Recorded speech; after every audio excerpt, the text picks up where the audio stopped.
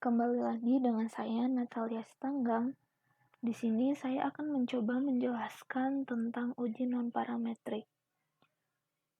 Sebelumnya kita harus ketahui dulu apa sih uji non-parametrik tersebut. Uji non-parametrik adalah pengujian hipotesis yang bebas distribusi dan asumsi. Artinya apa? Bahwa pengujian ini tidak memiliki prasyarat data populasi berdistribusi normal dan tidak diambil secara random, dan biasanya data berskala nominal atau ordinal. Uji non-parametrik yang akan kita bahas yaitu terbatas pada 2 sampel, yaitu uji non-parametrik 2 sampel independen yang disebut dengan uji Mann-Whitney dan uji non-parametrik 2 sampel berpasangan yang disebut dengan uji Wilcoxon. Nah, langsung saja ke yang pertama, uji Mann-Whitney. Nah, dari definisi uji Mann-Whitney adalah alternatif pengujian perbandingan rata-rata 2 sampel independen. Jika asumsi dalam statistik parametrik tidak dipenuhi, misalnya data berbentuk ordinal atau nominal, tidak berdistribusi normal, atau tidak diambil secara acak.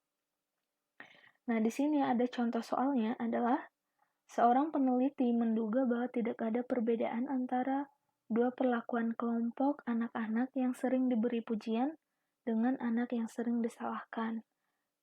Di sini ada data kedua kelompok tersebut.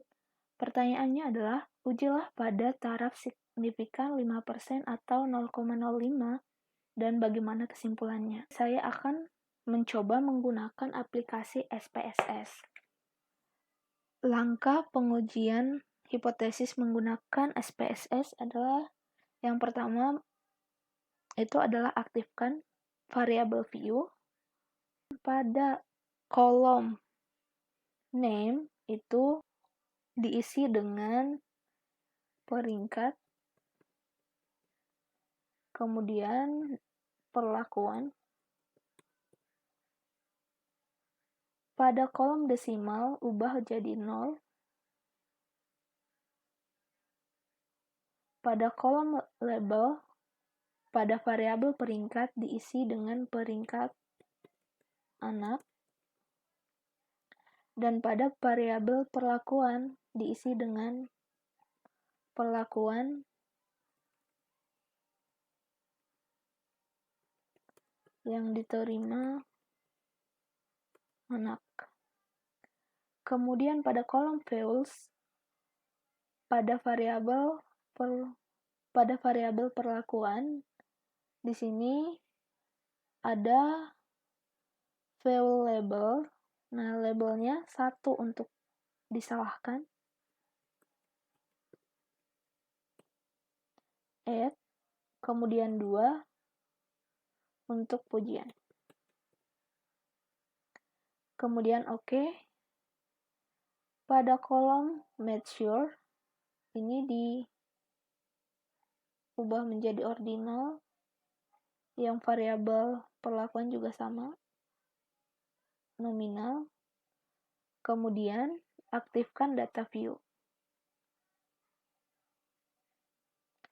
Nah, di sini pada peringkat akan diisi dengan peringkat siswa, yaitu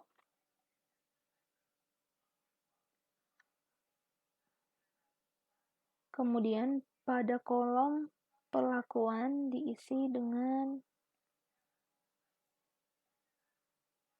angka 1,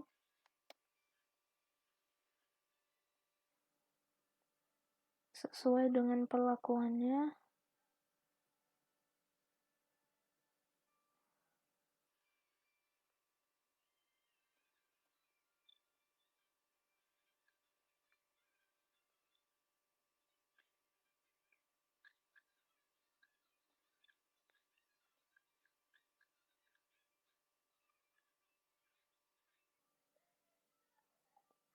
Setelah ini diisi, langsung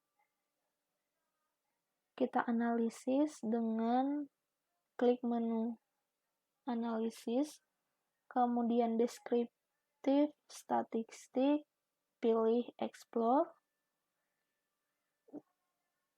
Nah, pada menu explore di sini, peringkat anak masukkan ke dependent list, kemudian perlakuan yang diterima masukkan ke factor list. Pada statistik, pilih deskriptif, kemudian continue. Pada menu plot, pilih factor lever together, kemudian centang normality plots with text, pilih power estimation, kemudian pilih continue, klik OK, maka akan muncul hasilnya sebagai berikut. Berdasarkan hasil tersebut, dilihat dari data deskriptif bahwa peringkat anak yang sering diberikan kritik atau disalahkan itu adalah 7,42, sedangkan peringkat anak yang diperlakukan dengan pujian itu adalah 5,50. Nah, di sini kita belum bisa menyimpulkan hasilnya. Langkah selanjutnya adalah pilih menu analisis, kemudian pilih non-parametric test, kemudian pilih two independent samples. Nah, di sini pada menu two independent samples, peringkat anak masukkan ke text variable list, sedangkan perlakuan yang diterima masukkan ke grouping variable. Kemudian pada menu define group 1 masukkan angka 1, grup 2 masukkan angka 2, kemudian pilih continue, kemudian pilih option, centang deskriptif, pilih exclude change text by text, kemudian pilih continue, centang main white new, kemudian klik OK. Maka diperoleh hasil sebagai berikut.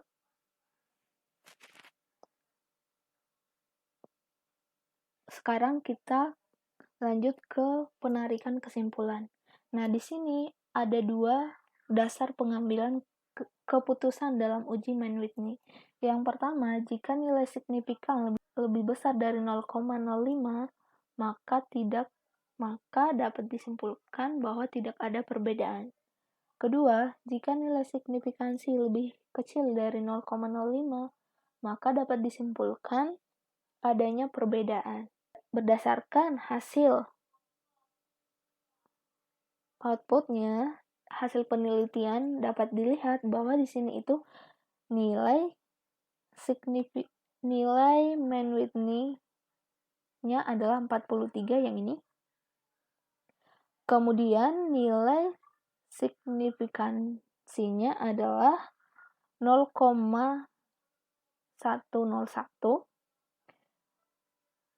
Nah, dari nilai signifikansinya maka dilihat dari nilai signifikansinya bahwa lebih besar dari 0,05 sehingga dapat disimpulkan bahwa tidak terdapat perbedaan yang signifikan antara kelompok anak yang diberikan pujian dengan anak yang sering disalahkan. Lanjut ke uji yang kedua, yaitu uji Wilcoxon. Nah, uji Wilcoxon merupakan alternatif bagi pengujian perbedaan 2 rata-rata di antara 2 sampel yang berpasangan. Nah, di sini juga sama menggunakan aplikasi SPSS. Nah, contoh soalnya adalah seorang peneliti ingin mengetahui apakah ada perbedaan denyut nadi sebelum dan sesudah merokok. Di sini peneliti melakukan pengukuran terhadap denyut nadi pada 8 orang laki-laki sebelum dan sesudah merokok. Adapun datanya ini sebagai berikut. Pertanyaannya, jika taraf signifikan uji yang digunakan adalah 5%, bagaimanakah kesimpulan dari penelitian? Untuk menyelesaikan permasalahan tersebut, langkah-langkah pengujiannya adalah sebagai berikut. Yang pertama, aktifkan variabel view, kemudian pada kolom name itu isi dengan sebelum dan sesudah.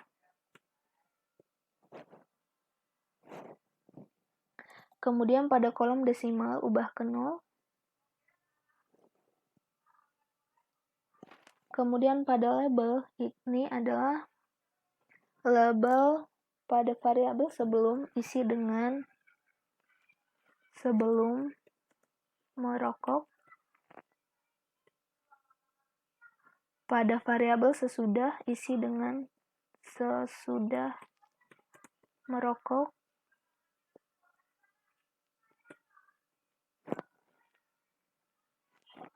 Kemudian pada kolom measure isi dengan ordinal. Variabel sesudah juga isi dengan ordinal. Kemudian aktifkan data view. Pada kolom sebelum dan sesudah akan diisi datanya. Ini adalah data dari soal. Langkah selanjutnya adalah pilih menu analisis, kemudian pilih non-parametric, pilih to relate samples, kemudian pada menu to relate samples, sebelum merokok masukkan ke text pair pertama, sesudah merokok juga masukkan ke variabel kedua. Centang Wilcoxon pada menu text type, kemudian pilih OK. Maka didapat hasilnya adalah ini. Ini adalah hasil outputnya. Nah, di sini sekarang adalah untuk menarik kesimpulan. Dasar-dasar pengambilan kesimpulan dalam uji Wilcoxon ada 2, yaitu yang pertama, jika nilai signifikan kurang dari 0,05, maka dapat disimpulkan bahwa ada perbedaan denyut nadi sebelum dan sesudah merokok.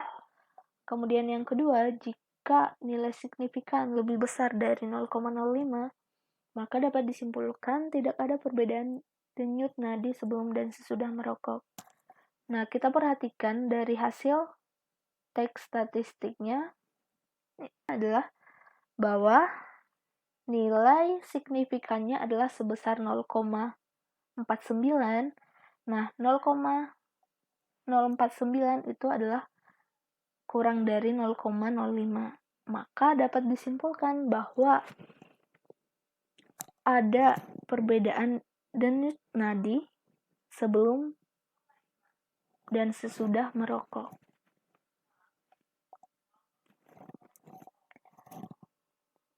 Sekian penjelasan dari saya. Terima kasih.